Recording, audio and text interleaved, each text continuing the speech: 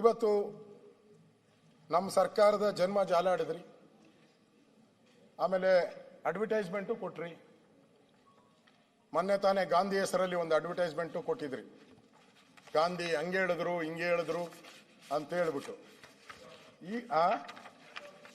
ಯಾರೋ ಏನಣ್ಣ ಸಂಗಪ್ಪ ಅವ್ರಿಗೆ ಹೇಳಿದ್ದು. ಈಗ ಇನ್ನೊಂದು ಬಿಟ್ಟವ್ರೆ, ಓಡ್ತಾ ಐತೆ ಎಲ್ಲ ಇದರಲ್ಲೂ. ನೀವು ಪೇಪರಲ್ಲಿ ಹಾಕ್ಸಿದ್ರಿ, ಇಲ್ಲಿ ಸೋಷಿಯಲ್ ಮೀಡಿಯಾದಲ್ಲಿ ಓಡ್ತಾ ಐತೆ. ಏನು ಅಂತ ಹೇಳಿದ್ರೆ, ಸಿದ್ದರಾಮಯ್ಯನವ್ರಿಗೆ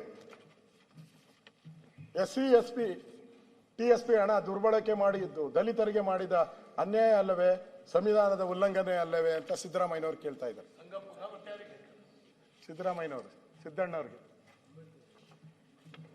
ಆಮೇಲೆ ತಿಮ್ಮಾಪುರ ಅವ್ರು ಕೇಳ್ತಾ ಇದ್ದಾರೆ, ಸಾರಾಯಿ ನಿಷೇಧ. ಗಾಂಧೀಜಿ ಕೇಳ್ತಾರೆ, ಸಾರಾಯಿ ನಿಷೇಧ ನನ್ನ ಆಶಯವಾಗಿತ್ತು, ನೀನು 3,000 ಹೊಸ ಲೈಸೆನ್ಸ್ ಕೊಟ್ಟು ಕಿಕ್ ಬ್ಯಾಕ್ ಪಡುತ್ತೀಯ, ಕಿಕ್ ತಗೊಂತಾ ಇದೀಯಾ ಅಂತ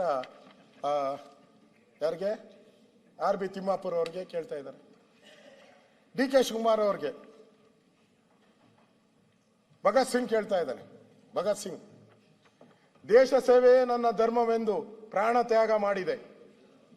DK ಶಿವಕುಮಾರ್ಗೆ, ನೀನು ಸ್ವಾರ್ಥ ಸೇವೆಯೇ ನಿನ್ನ ಧರ್ಮವೆಂದು ಬೆಂಗಳೂರನ್ನು ಲೂಟಿ ಮಾಡುತ್ತಿದ್ದೀಯ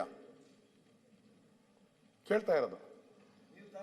ಆಮೇಲೆ ಪರಮೇಶ್ವರ್ ಅವರು ನಗ್ತಾ ಇದ್ರು, ನಿಮ್ದು ಒಂದೈತೆ, ಸಣ್ಣದೈತೆ, ಜಾಸ್ತಿ ಇಲ್ಲ, ಬೇಡ.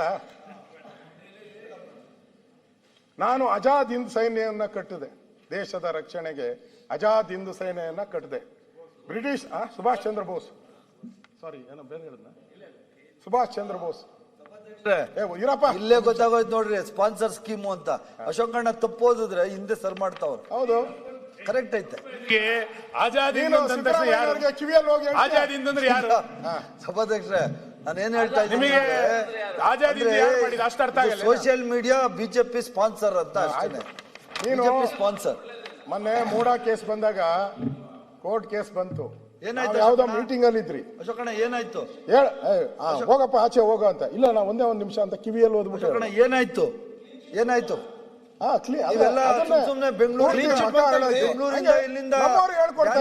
ಬೆಂಗಳೂರಿಂದ ಮೈಸೂರು ತನಕ ಜ್ಞಾನೇಂದ್ರ ಇರ್ಬೋದು, ಸುನೀಲ್ ಇರ್ಬೋದು, ಯಾರೇ ಇರ್ಬೋದು, ಪರಮೇಶ್ವರ್ ಅವ್ರದ್ದು ಏನಾಯ್ತು? ಸುಪ್ರೀಂ ಕೋರ್ಟ್ ಆಯ್ತು, ಹೈಕೋರ್ಟ್ ಅಲ್ಲಿ ಹೋಯ್ತು, MP MLA ಎಲ್ಲ ಸೋಲು. ಅಶೋಕಣ್ಣ ನಿಮ್ದೊಂದೈತೆ, ಓದ್ತಾನೆ ಇರಿ, ಪರವಾಗಿಲ್ಲ. ಅಶೋಕಣ್ಣ ನಾನು ಟಾರ್ಗೆಟ್ ಮಾಡ್ಬಿಟ್ಟಿದ್ಯಾ, ಮಾಡ್ ಪರವಾಗಿಲ್ಲ, ಐ ಡೋಂಟ್ ಮೈಂಡ್.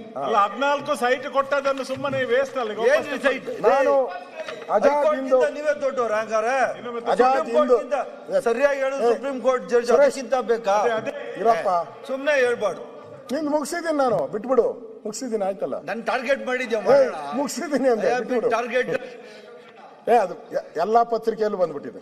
ಅದು ಓದಿಲ್ಲ ನಾನು, ಓದಿದ್ನಲ್ಲ ಆಗ, ಎಲ್ಲ ಬಂದಿದೆ, ಜನ ಎಲ್ಲ ನೋಡ್ಬಿಟ್ಟಿದ್ದಾರೆ. ನಾನು ಅಸೆಂಬ್ಲಿಯಲ್ಲಿ ಹೇಳಿದ್ದೀನಿ ಅಷ್ಟೇ.